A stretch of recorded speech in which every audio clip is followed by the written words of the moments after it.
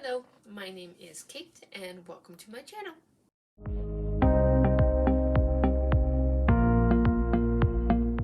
Today I'm going to be going over what I read in the month of July.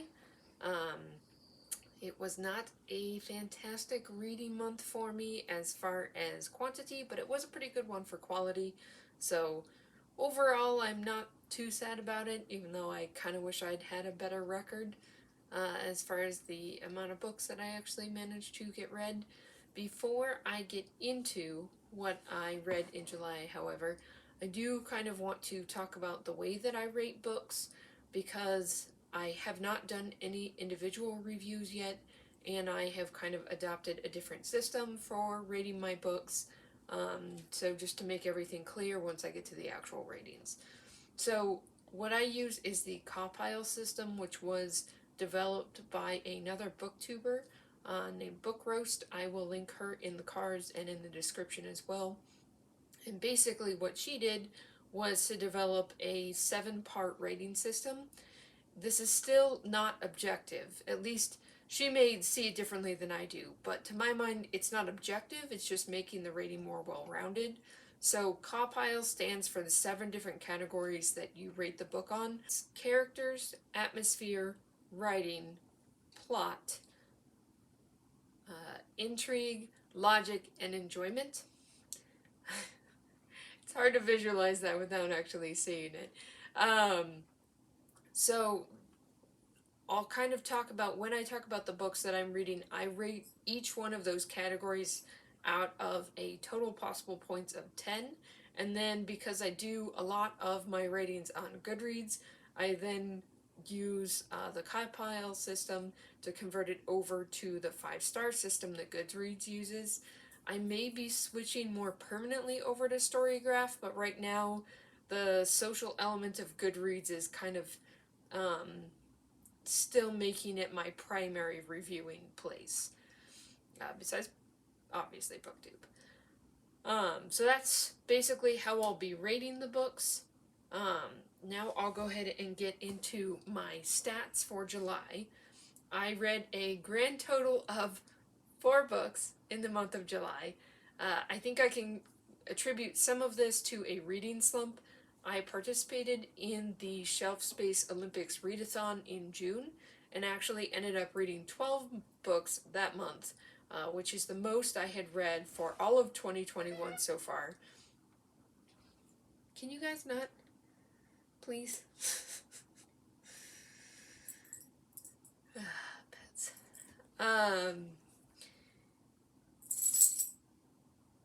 So I think I had gotten myself into a slump by the time it hit July.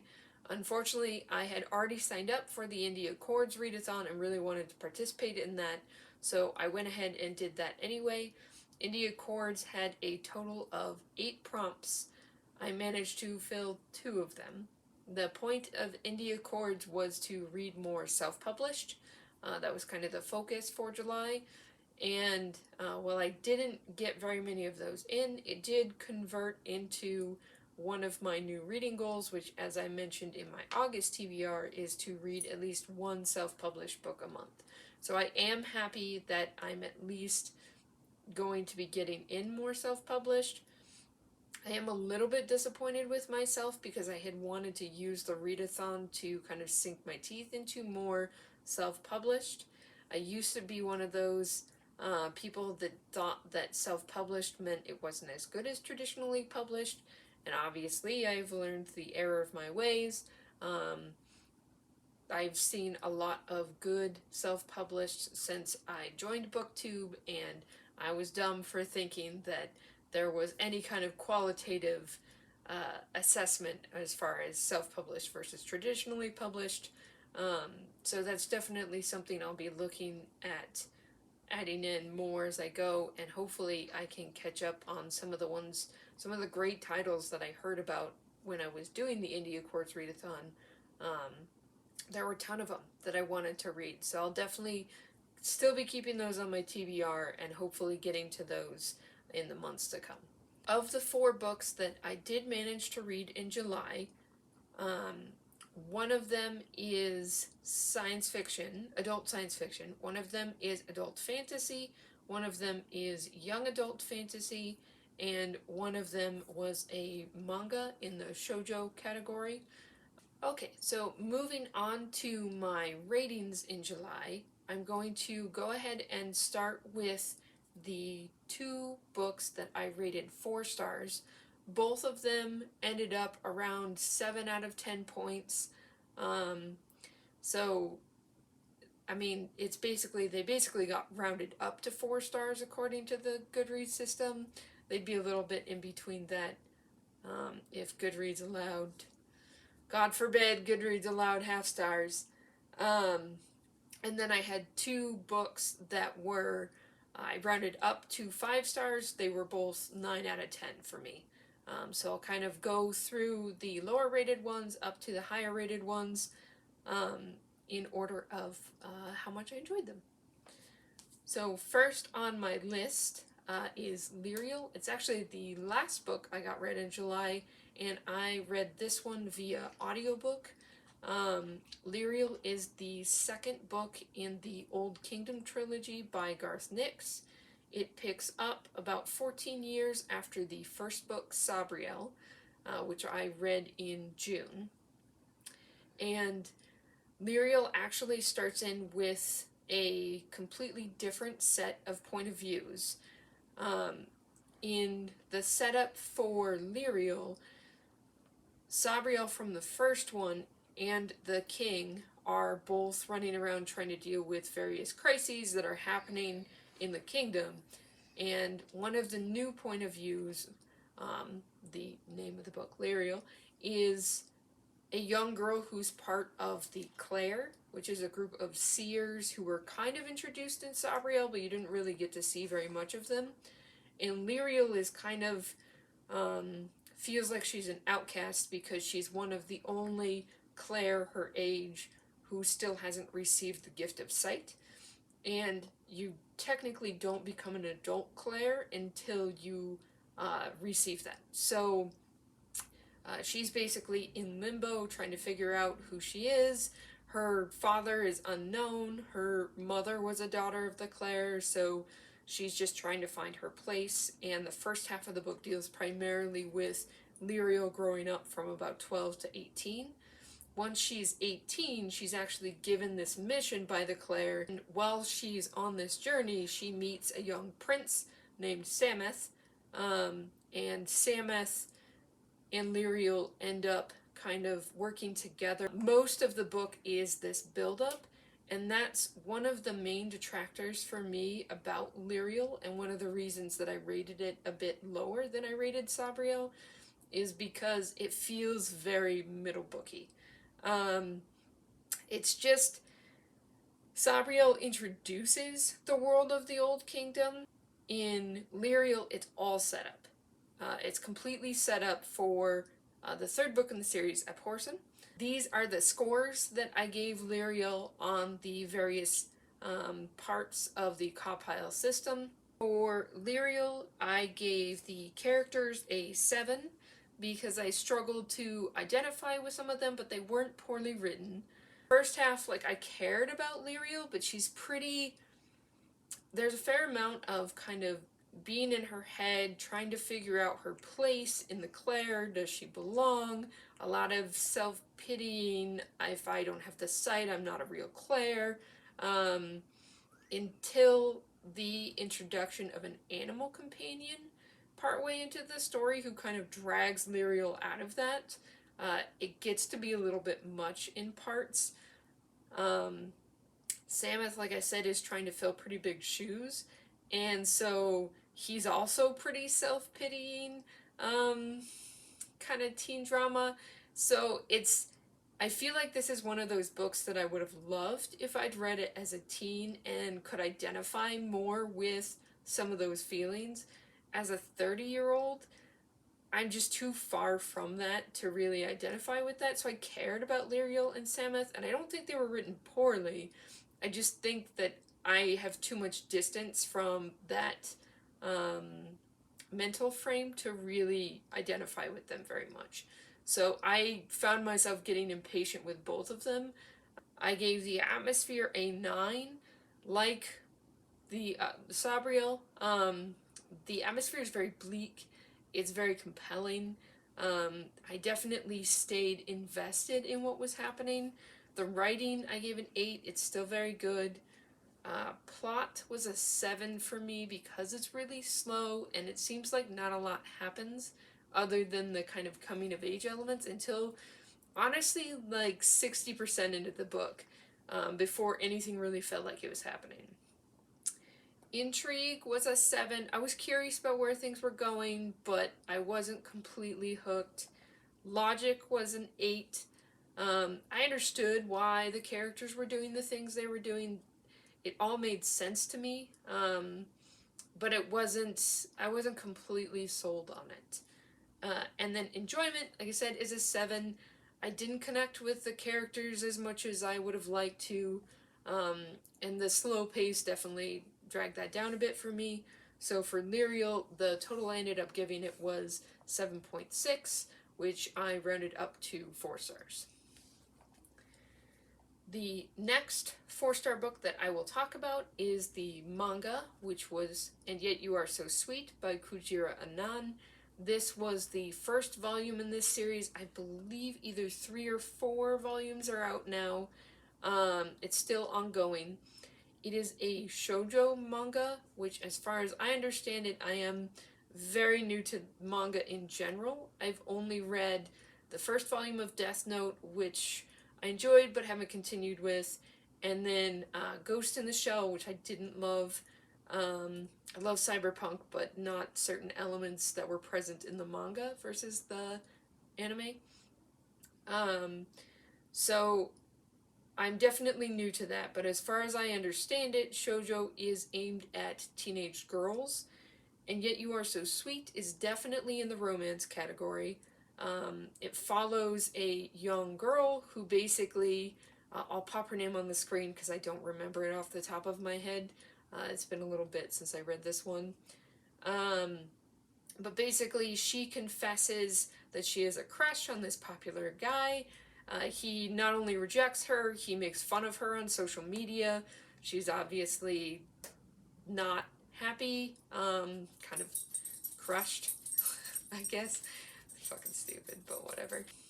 And so she works in the library, she's grumbling about this happening to her. She's overheard by another popular boy who works alongside her, and he basically offers to do a fake crush scenario where she can pretend to have a crush on him to get over this other guy. They both know it's not real, so nobody's in any danger of getting hurt. It's, as you might expect, it's pretty tropey, but it's very cute, it's very sweet. I really liked the main characters as they kind of feel each other out, not literally, kind of develop feelings for each other, but like don't really admit to it yet. It's just, it's very cute, I guess is the best way that I can put that. So I'll pop the scores up here as well. For characters, a 5. I don't think they're not anything mind-blowing. They're fun, they're sweet, but they're not groundbreaking. Atmosphere was a 7. Again, fun. The art was beautiful. The writing was a 7. It was good. Not mind-blowing, but good. Plot was a 6. Pretty standard romance. Intrigue was an 8. Logic was an 8. That might be a little high. Some of the decisions they make are kind of like, okay, I don't really know why you're doing that. But for the most part, I could understand them. And as teen romance, it's fun. Enjoyment was a 10. I am a sucker for a good romance in general. This was super cute, so I loved every second of it. I am definitely going to continue on with this series, even though I don't know anybody I could recommend this to, because I don't have any friends who read shoujo manga or who are into super sweet romances. but if you need something really cute and a super fast read, I would definitely recommend. And then they were, and yet you are so sweet. I ended up with a 7.3 overall for that one. The next category I'll move to is my 5-star reads. So for this one, I will start with The Dark That Dwells by Matt Digman and Roddy. This was one of my self-published reads for the month of July. It fit the ensemble cast for the Indie Accords readathon, which was great. I had picked this up because Leslie over at the Nerdy Narrative had completely sold me on it by basically saying, I think the way she sold it was Star Wars, Firefly, and Battlestar Galactica. And I didn't watch a ton of Battlestar, but I love Star Wars and Firefly, so I was definitely ready to give this a shot. The premise for The Dark That Dwells is that there's basically, it's kind of at the edge of space. There's this group of fanatics that has been hunting down another group of magic users for reasons that aren't really super clear, other than that they consider them heretics. And then there's kind of this sense of a dark force that's been pushed out of the galaxy before, but hasn't disappeared. And so you have 4 different point of views that are all... I won't get into the details because I think half the fun of it is not knowing much about the different characters, as it's kind of slowly revealed at the beginning, and then you find out more as the pace really accelerates. I'm going to be doing a full review of this, so I won't get into it too much, but basically these 4 characters are kind of working for and against each other at different times as this kind of galaxy-wide confrontation is starting to rev up. So it's definitely one I would recommend. Like I said, I'll talk more about it when I do the full review, but if you like kind of the science fantasy space opera type feel, and you don't mind a more cinematic perspective on it, then I would definitely recommend that one. I'm not going to pop the CAWPILE up because I will talk about more details on that when I do the full review. But as an overall, I did end up giving that 9 out of 10. And then the final book I will talk about is one of my absolute favorites this year, and definitely really high on my list this month. That was Orconomics by Zachary Pike. I read this as a buddy read with Gregory LaPerch's Discord channel, which I will link in the description. And it was so fun. So Orconomics is a satirical fantasy that takes the concept of D&D adventuring party becoming investment opportunities, basically. It focuses on a group of down-on-their-luck adventurers who end up getting coerced into doing this quest for a crazy goddess. Orconomics is very absurdist, satirical humor, very tongue-in-cheek. It reminded me a lot of Robert Asprin and Terry Pratchett. I know a ton of people that I'm friends with love Terry Pratchett, so I don't want to set your expectations poorly. But I do think Orconomics does a good job of blending humor and social commentary, similar to what Pratchett did with Discworld. It's not...